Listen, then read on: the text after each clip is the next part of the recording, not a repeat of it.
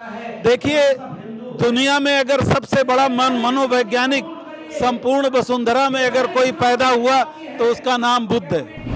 मैं ब्रेन का चिकित्सक हूँ, मैं वाइस चांसलर भी रह चुका हूँ, मैं डायरेक्टर भी रह चुका हूँ। मैं विश्वास के साथ, दावे के साथ ये कह सकता हूँ कि आपको पता नहीं है कि आपके पैरों के नीचे की जमीन खिसक चुकी है और जो बची है वो जल्दी खसक जाएगी। और प्रजातंत्र को जिंदा रखने के लिए बुद्ध धर्म अल्टीमेट एम होना चाहिए। वो लोग जो मेरिट का द्रोना दिन रात रोते थे, आज वो मेरिट वाले लोग कहाँ चले गए? जो लोग आरक्षण पे छाती पीटते थे, अरे हमने तो आरक्षण मांगा ही नहीं था, हमने तो कम्युनल अवार्ड मांगा था, हमने तो सेपरेट इलेक्ट्रोड का अवार्ड मांगा था। इस देश का मैं सबसे ज्यादा पढ़ा लिखा न्यूरो सर्जन हूँ। अगर डिग्रियों के आधार पर देख लिया जाए, 10 किताबें मैंने न्यूरो सर्जरी में लिखी हुई है। लेकिन जब ये लोग जो मेरिट की बात करते थे, 11 जगह मैंने वाइस चांसलर और डायरेक्टर के लिए एप्लीकेशन डाली। हमसे अगर आधी भी बायोडेटा के लोग उन कुर्सियों पर आज सुशोभित हैं, तो मैं इस सरकार से और मैं इस देश से माफी मांगूंगा। वरना तो ये न्याय दे दिया जाए कि किस आधार पर बड़ी बड़ी कुर्सियों पर, डायरेक्टर की कुर्सियों पर, वाइस चांसलर की कुर्सियों पर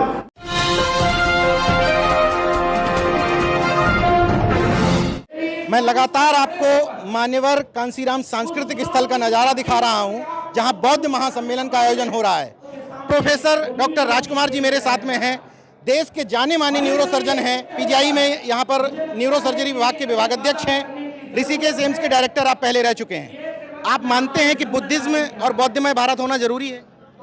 देखिए, बुद्ध के सिद्धांत जो हैं वो करुणा, मैत्री, मुदिता, इन विचारों पर हैं, बंधुत्व पर आधारित हैं, समानता पर आधारित हैं।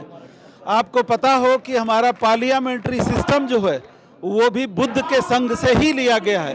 बुद्ध का जो संदेश है वही ऐसा है जो इस देश में दोबारा से भाईचारा, कानून की स्थापना, संविधान का पालन, नियम कानून का पालन, सबकी तरक्की, देश की समृद्धि, सभी धर्मों को लेकर चलने वाला, सभी जातियों को लेकर, सभी वर्णों को लेकर। क्योंकि बुद्ध में कहा गया है कि जिस तरह से सारी दुनिया में जिस तरह से भारत की सारी नदियां अल्टीमेटली गंगा सागर में जाकर मिल जाती हैं और उनका अस्तित्व खत्म हो जाता है, उसी तरह से भारत में जो जाति व्यवस्था है, वो जाति व्यवस्था अगर एक बार कोई भी किसी भी वर्ण, किसी भी जाति का आदमी अगर बुद्ध धर्म को स्वीकार करता है तो बुद्धमय हो जाता है। उसके बाकी के सभी जाति, धर्म सब गौण हो जाते हैं। और जब सब बराबर हो जाते हैं तो जैसा कि डॉक्टर अम्बेडकर का सिद्धांत है कि अगर प्रजातंत्र को जिंदा रखना है, अगर इस देश में प्रजातंत्र को जिंदा रखना है, अगर इस देश में आज़ादी को जिंदा रखना है, अगर इस देश में भाईचारा जिंदा रखना है, तो इस देश में प्रजातंत्र जिंदा रखना इसलिए जरूरी है कि प्रजातंत्र के खत्म होते ही ये देश खत्म हो जाएगा। और प्रजातंत्र को जिंदा रखने के लिए बुद्ध धर्म अल्टीमेट एम होना चाहिए। बुद्ध ही शुद्ध हैं, बुद्ध का संदेश ही शुद्ध है, बुद्ध के विचार ही शुद्ध हैं, बुद्ध का धम्म ही शुद्ध है। और अगर सारा भारत बुद्ध में हो जाए तो दोबारा से हम जैसे पहले बुद्ध काल में विश्व शक्ति थे, दोबारा फिर से बुद्ध शक्ति हो जाए। आप चिकित्सा विज्ञान के क्षेत्र से जुड़े हुए हैं, विज्ञान और बुद्ध को कैसे कनेक्ट करते हैं? देखिए, दुनिया में अगर सबसे बड़ा मनोवैज्ञानिक संपूर्ण वसुंधरा में अगर कोई पैदा हुआ तो उसका नाम बुद्ध है। बुद्ध के सारे सिद्धांत तर्क संगत हैं, बुद्ध के सारे सिद्धांत प्रमाणों पर आधारित हैं, बुद्ध के सारे सिद्धांत सत्य पर आधारित हैं, बुद्ध के सारे सिद्धांत मानवता पर आधारित हैं, बुद्ध के सारे सिद्धांत भाईचारा पर आधारित हैं। और बुद्ध से बड़ा मनोवैज्ञानिक आज की मॉडर्न साइंस में, मस्तिष्क में मैं पर्टिकुलरली, क्योंकि मैं ब्रेन का साइंटिस्ट हूँ, इसलिए मैं कह सकता हूँ कि आज भी अगर बुद्ध के सिद्धांत, बुद्ध से बड़ा मनोवैज्ञानिक संपूर्ण वसुंधरा में पैदा ही नहीं हुआ। और जिन बीमारियों का इलाज आज आधुनिक चिकित्सा विज्ञान में नहीं है, अगर बुद्ध के सिद्धांतों को लागू कर दिया जाए तो बहुत सारी मानसिक बीमारियां जो है उनका इलाज भी बुद्ध के धम्म से किया जा सकता है। और बहुत बड़ा गौरव महसूस होता है इतनी भीड़ को देखकर बहुजनों की। बाबा साहब, चूंकि मैं सरकारी मुलाजिम हूँ, अभी भी नौकरी करता हूँ, इसलिए कोई भी चीज मैं अपनी तरफ से नहीं कहूँगा।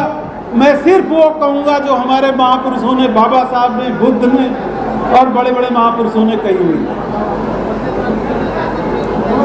मैं आपको ये, चूंकि समय कम है, इसलिए मैं आपको 1930 अक्टूबर 12 में ले चलता हूं। मैं बात कर रहा हूं पहली राउंड टेबल कॉन्फ्रेंस की, जिसमें बाबा साहब गए हुए थे, और मैं उसका जिक्र इसलिए यहां करूंगा क्योंकि उसका रेफरेंस आज भी उतना ही मायने रखता है जितना उस समय रखता था।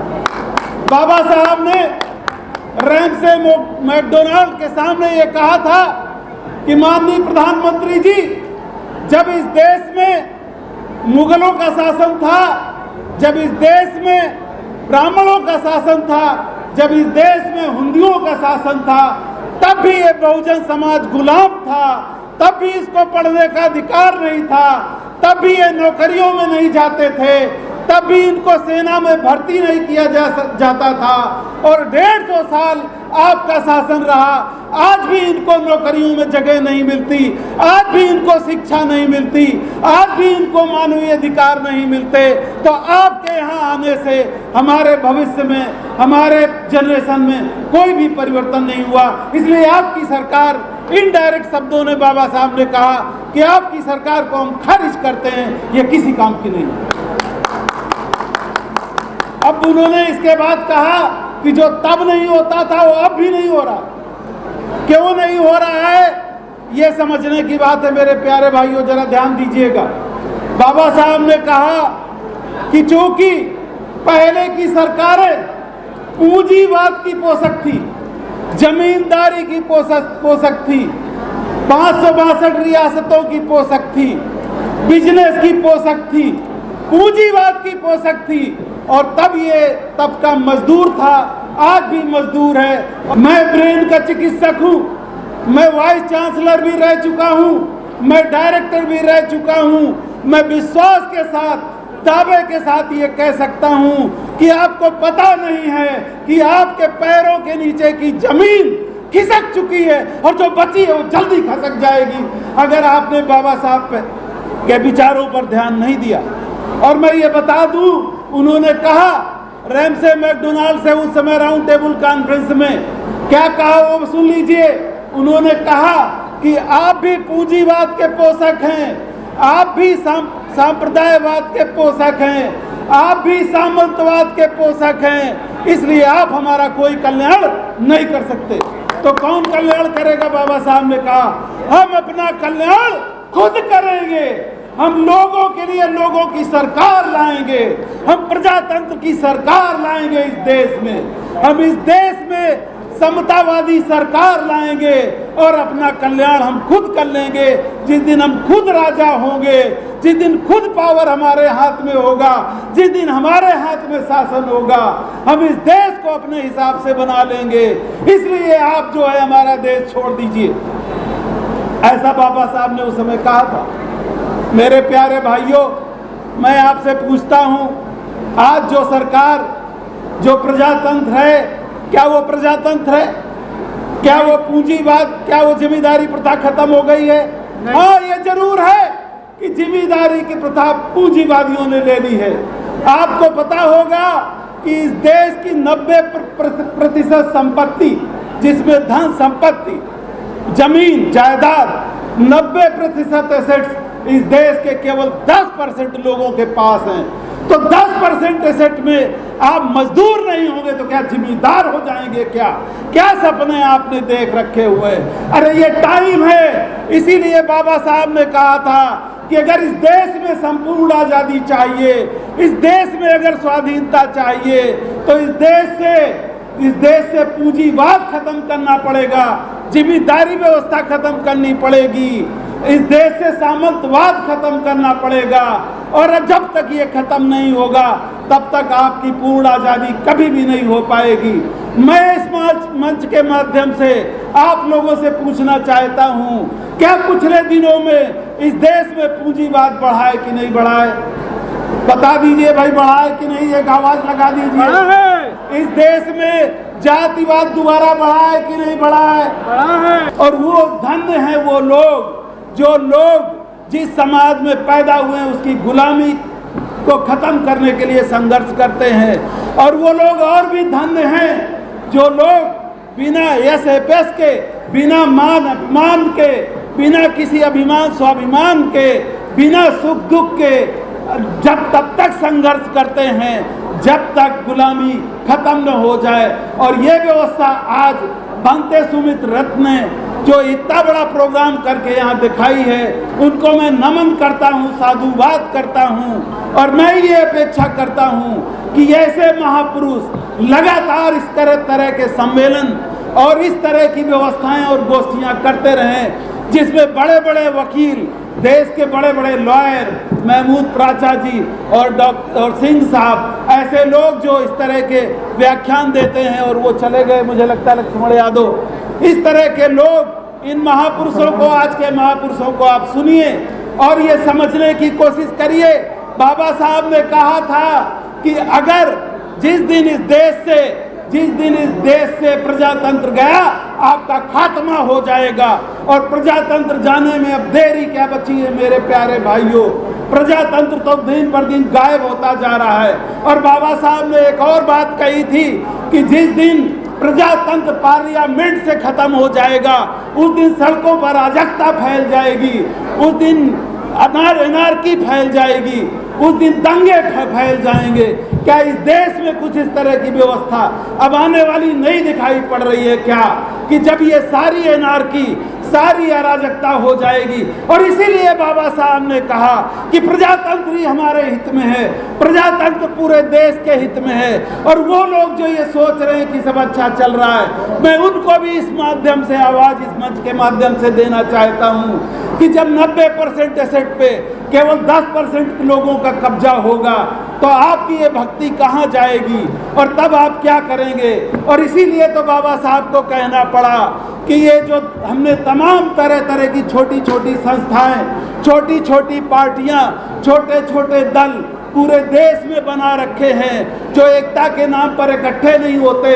अरे तभी तो बाबा साहब को कहना पड़ा कि मेढकी अगर फूल कर चाहे भी तो वो बैल नहीं बन सकती, लेकिन अगर तमाम मेढकियों को इकट्ठा कर दिया जाए, उन तमाम संस्थाओं को इकट्ठा कर दिया जाए, उन तमाम पॉलिटिकल पार्टीज को इकट्ठा कर दिया जाए, उन तमाम विचारधाराओं को इकट्ठा कर दिया जाए, तो इतने मेढक हो जाएंगे कि बैल से भी भारी पड़ जाएंगे। आज अब अपना वोट बेच देते हैं, कभी अनाज पे बेच देते हैं, कभी साइकिल पर बेच देते हैं, कभी लैपटॉप पे बेच देते हैं, कभी किसी और चीज पर बेच देते हैं। अरे बाबा साहब ने ही कहा था, मैं फिर उसी को दोहरा रहा हूँ कि आप अगर अपना वोट बेचते हैं तो आप केवल अपराध नहीं कर रहे हैं बल्कि आत्मघाती भी फैसला कर रहे हैं, क्योंकि आपका वोट आपके अधिकार है, आपका वोट आपके लिए सड़क है, आपका वोट आपके लिए न्याय है, आपका वोट आपके लिए आगे पार्लियामेंट्री अधिकार है, आपका वोट आगे आने वाली जनरेशन की सुरक्षा है। इसलिए मैं ये बता दूं कि वोट बेचने का अधिकार न करें। और मैं इस मंच से आह्वान करता हूं कि जितने भी छोटे छोटे दल हैं, जितने भी छोटी छोटी पार्टियां हैं, जितने भी छोटी छोटी विचारधाराएं हैं, उनको दोबारा से एक बैनर के नीचे आना पड़ेगा। और जब तक जाति व्यवस्था है तब तक ये चलता ही रहेगा।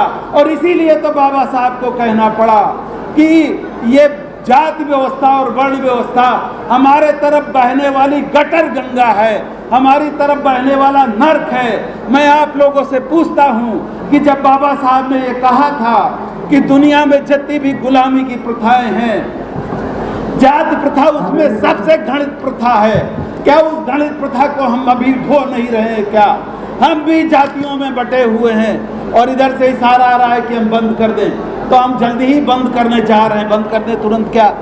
मैं समझता हूँ कि आपने हमको धैर्य से सुना और शायद मैं अपनी बात कह पाया।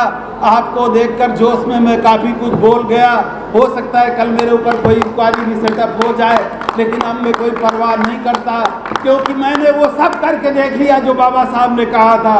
उन्होंने कहा कि हमने समरसता करके देख ली, हमने बंधुत्व करके देख लिया, हमने धर्म में चल के देख लिया, हमने मीटिंगें कर ली, हमने मंदिर में प्रवेश कर लिया, हमने पानी भी पी लिया, लेकिन ये जाति व्यवस्था, ये वर्ण व्यवस्था जो पहले अस्पृश्यता के रूप में थी, अब वो खून में शामिल हो गई है।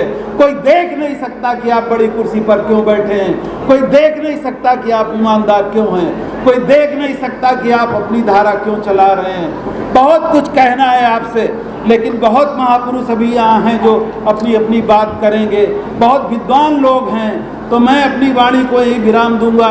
जैसा कि ये भाई साहब कह रहे हैं, एक बार जोर से जरा बोल दीजिए और वादा करिए कि दोबारा फिर इसी तरह भीड़ में मिलेंगे। जय भीम, जय भारत।